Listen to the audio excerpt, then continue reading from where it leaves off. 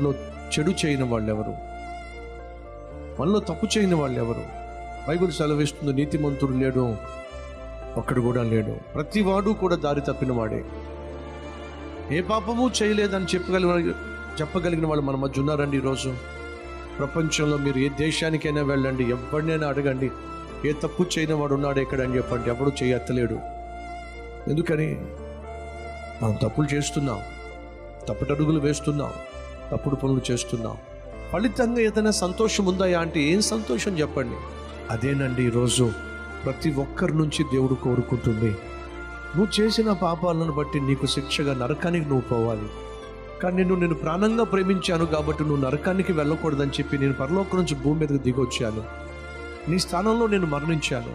నాతో పాటు పరలోకానికి తీసుకెళ్ళడానికి నేను సిద్ధంగా ఉన్నాను. నువ్వు చేసినటువంటి పాపిష్టి పనులను బట్టి క్షమాపణ కోరితే చాలు, నిన్ను క్షమిస్తాను.